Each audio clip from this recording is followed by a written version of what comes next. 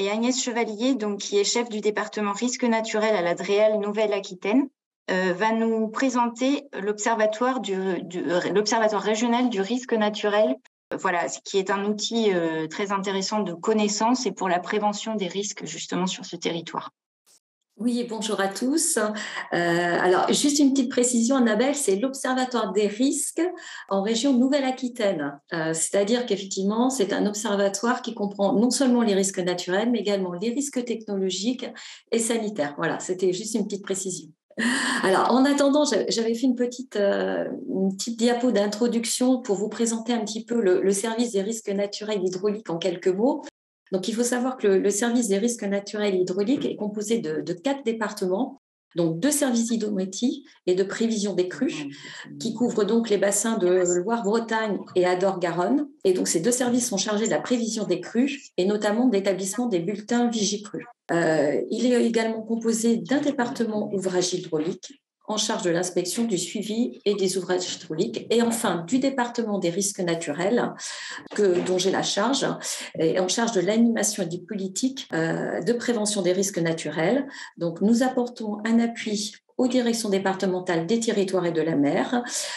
Nous instruisons notamment les dossiers de plan d'action et de prévision des inondations, les PAPI. Nous apportons également des réponses aux problématiques diverses sur les divers aléas, que ce soit du mouvement de terrain, du risque montagne, glaciaire et périglaciaire, le risque sismique et le risque retrait, gonflement des argiles. Voilà. Donc nous avons un PNL d'activités assez large. La région Nouvelle-Aquitaine est concernée par tous les aléas, excepté effectivement l'aléa volcanique. Donc une grande diversité effectivement et sur les 12 départements, une vraie hétérogénéité au niveau des risques. Eh ben, c'est parfait. Donc, quelques mots pour vous tracer le contexte de la création de l'Observatoire. Donc, on revient quelques années en arrière, en 2014-2016, où effectivement, sous l'impulsion du gouvernemental, il a été décidé de promouvoir et de mettre à disposition les données de l'État, notamment en coordination avec les régions, pour inciter la création d'observatoires régionaux. Donc l'objectif, en fait, c'était de mieux suivre l'état des risques et des événements dommageables et de mettre effectivement à la disposition du citoyen les données et les indicateurs et les informations utiles pour la prévention. Donc, au niveau de l'observatoire régional, l'observatoire, en fait, a été créé au départ en région Aix-Aquitaine, c'est-à-dire avant la fusion des régions en 2015.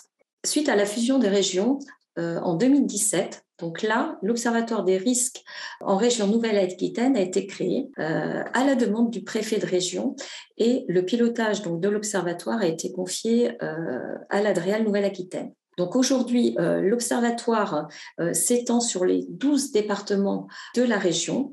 La maîtrise d'ouvrage est portée par la DREAL et la maîtrise d'œuvre est assurée par le groupement d'intérêt public d'aménagement du territoire et de la gestion des risques, le GIPATGRI. Et au niveau technique, il faut savoir que l'Observatoire repose sur le support technique de la plateforme Pigma, donc plateforme du GIPATGRI. Donc l'Observatoire, c'est quoi? Donc l'Observatoire, en fait, c'est un portail d'accès des données des risques à l'échelle régionale. Il propose différents indicateurs et traitements cartographiques, statistiques, pour exploiter donc les données. Il permet donc de suivre la mise en œuvre des politiques de prévention des risques pour mieux les appréhender. Donc c'est un portail en fait de référence qui offre une vision globale hein, sur le territoire et notamment l'actualité régionale en matière de risques. Et c'est un portail aussi de référence pour développer la culture du risque. Donc, quelques mots sur la gouvernance. Hein. C'est un observatoire multipartenarial. La gouvernance est assurée par un comité de pilotage et ce comité regroupe notamment l'ADREAL Nouvelle-Aquitaine, qui est effectivement en charge du pilotage, des représentants des directions départementales des territoires, des préfectures, l'ADRAF Nouvelle-Aquitaine, le département de la Gironde et la RDFCI. Donc effectivement, l'observatoire est un outil de service au niveau des usagers et on peut facilement consulter un certain nombre de données qui sont produites par l'ensemble des partenaires que je vous ai cités précédemment. On peut rajouter également les SDIS, l'ARS et puis les plateformes régionales et départementales également. Donc, son objectif, c'est quand même de répondre à un certain nombre de besoins exprimés qui sont sur le territoire, notamment un besoin de partage de la connaissance et des enjeux locaux qui sont liés au territoire. Donc, on peut retrouver des enjeux locaux tels que la directive inondation ou la préparation à la gestion de crise. C'est le partage des données de la connaissance des aléas avec des formats SIG pour la préparation et la gestion de crise, et puis la mise en place des politiques des risques. Alors, cet observatoire, en fait, c'est un observatoire qui est complémentaire à ce qu'on peut trouver au niveau national, tel que le site Géorisque. Et puis, c'est un complément également au site de l'Observatoire national des risques naturels qui existe. Donc, au niveau technique, il existe donc des liens d'interopérabilité avec les outils existants, notamment les plateformes départementales, ce que je disais il y a quelques minutes, et notamment les plateformes des DDT et de la DRAF. Et donc, cet observatoire, en fait, et l'interopérabilité avec d'autres plateformes nous permet effectivement d'acquérir un certain nombre de données. Alors là, je vais rentrer un petit peu plus dans la présentation de l'Observatoire et notamment des différentes fonctionnalités de l'Observatoire. Donc, on a un site d'accès grand public, puisque effectivement, l'Observatoire s'adresse tout d'abord aux citoyens. Donc, on peut facilement le consulter avec un accès aux cartographies des risques qui sont identifiés, des événements qui surviennent sur le territoire. On peut avoir accès à de la réglementation, notamment celles qui sont liées au plan de prévention des risques. Voilà. Et puis le citoyen aussi peut accéder, s'il veut, à une connaissance un peu plus poussée des risques sur le territoire de la région Nouvelle-Aquitaine et avoir des retours un peu plus complets sur un certain nombre d'événements. Donc, je vais vous présenter quelques rubriques de l'Observatoire, notamment la photothèque. Donc, la photothèque, c'est quelque chose qui est relativement récent, puisqu'elle a été créée en 2021.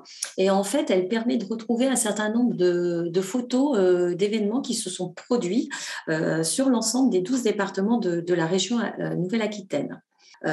Cette année, nous avons enrichi l'Observatoire notamment sur l'aléa inondation et mouvement de terrain.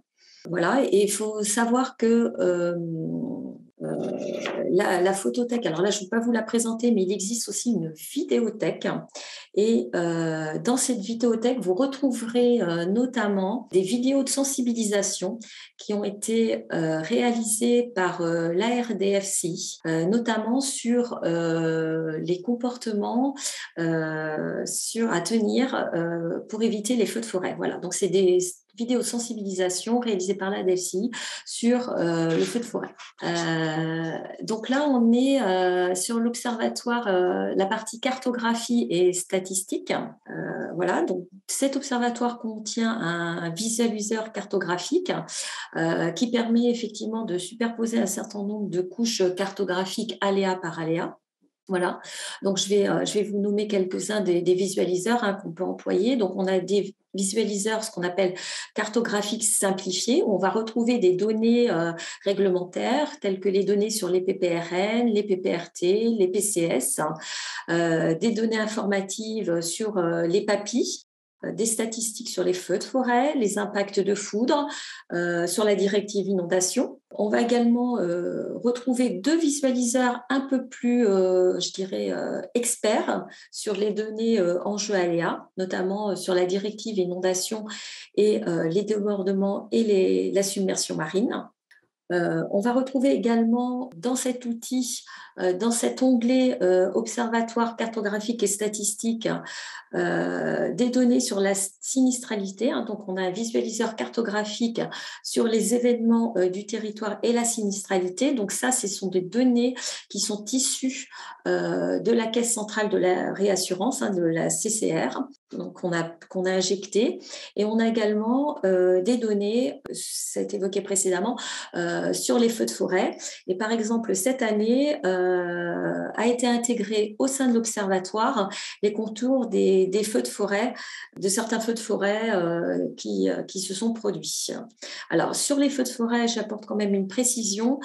Sur l'Observatoire, nous n'intégrons que les feux de forêt dont la superficie brûlée est supérieure à 50 hectares. Voilà, puisque il fallait que ça soit quand même assez significatif. Et donc, nous avons retenu le seuil de 50 hectares. Voilà. Et donc, pour la partie ensuite statistique, on trouve un certain nombre de données statistiques à partir d'indicateurs qui permettent effectivement de suivre sur le territoire toute la politique de prévention des risques. Donc là, on va aborder une nouvelle rubrique qui est le catalogue de données. Donc effectivement, cet observatoire contient un certain nombre de données. Actuellement, nous avons un peu plus de 2700 fiches de métadonnées qui sont présentes, dont l'accès est libre.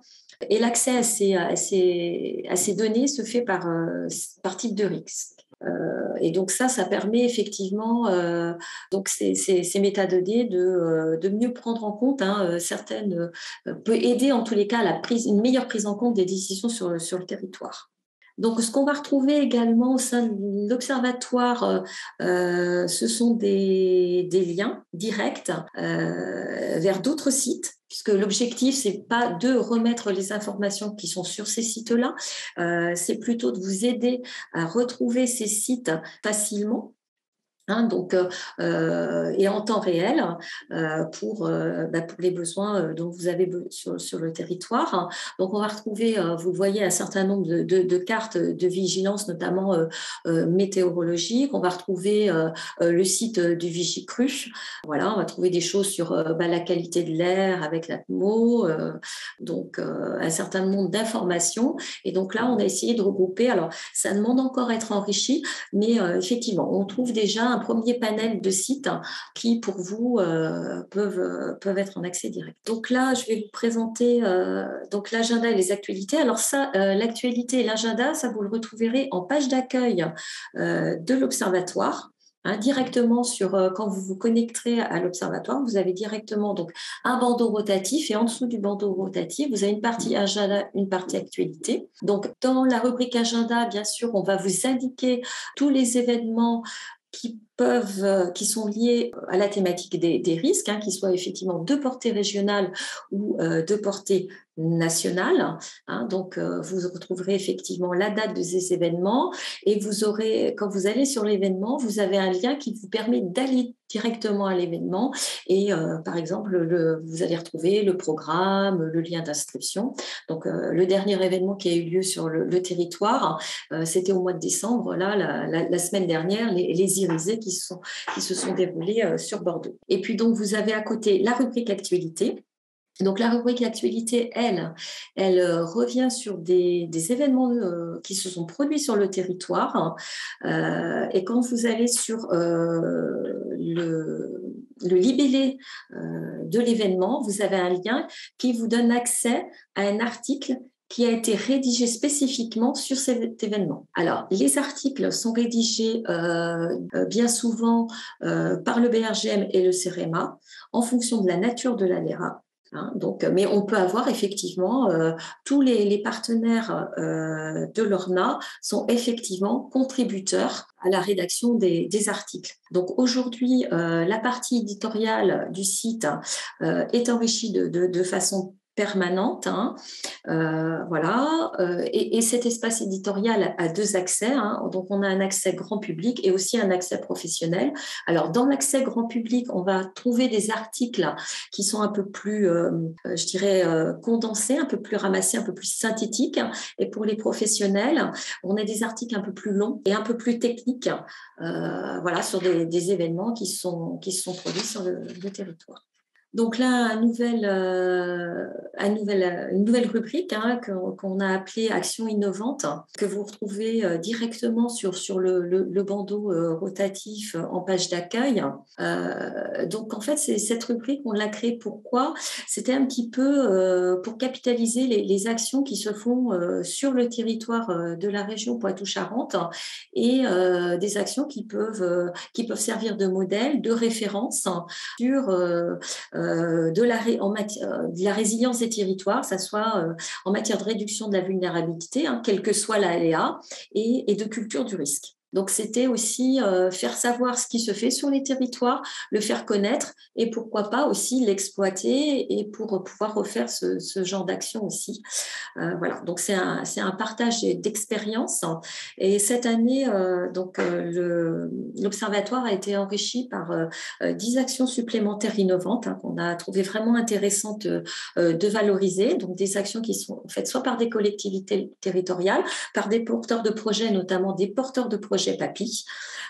Et donc, ça a été enrichi cette année sur la partie culture de risque notamment et résilience du territoire. Voilà, donc là, c'était un petit peu, voilà, c'est un petit peu une synthèse de vous dire que voilà, cet observatoire se veut un véritable outil de prévention. On retrouve un certain nombre d'informations, quelle que soit la nature de l'aléa. La journée nationale de la résilience là, qui s'est déroulée le 13 octobre dernier a montré par les nombreuses actions hein, qui ont eu lieu sur le territoire, hein, qui ont été entreprises soit par les collectivités territoriales ou les services de l'État, l'importance de la connaissance des risques et de la sensibilisation aux risques pour une meilleure résilience des territoires. Et comme je disais au début de mon intervention, c'est l'Observatoire a la vocation d'offrir à chaque citoyen une meilleure connaissance pour mieux appréhender le risque et mieux s'y préparer, en fait, et s'en protéger. C'est vraiment un petit peu, je dirais, le leitmotiv et l'objectif de l'Observatoire.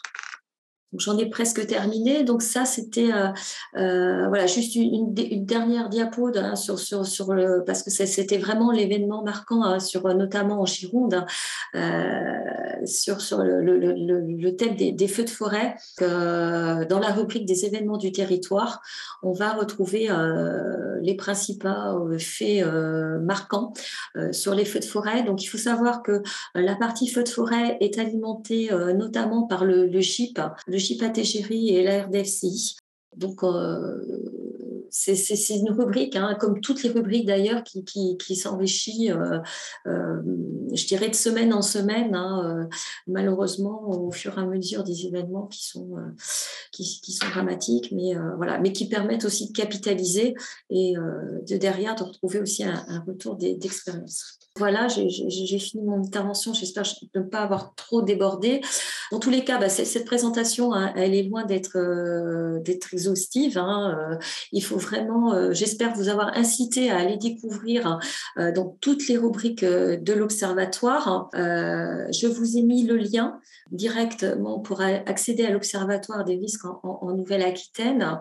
Donc, c'est vrai que j'ai peu parlé, en fait, hein, j'ai pas détaillé hein, les autres risques, le risque technologique et sanitaire, parce que, voilà, on n'avait pas, c'était pas l'objectif. Hein. L'objectif, c'était bien de vous faire connaître et de vous faire voir les fonctionnalités, les possibilités qu'offre cet observatoire. Si vous tapez ORNA sur Google, de toute façon, très rapidement dans le moteur de recherche, vous irez également, vous le retrouverez. Et en quelques chiffres, quand même, pour vous faire voir un petit peu, en 2022, là, j'ai les statistiques du mois d'octobre 2022, on est à un peu plus de 36 000 visiteurs et un peu plus de 62 500 pages qui ont été vues sur le site de l'ORNA. Donc, je vous remercie de votre attention.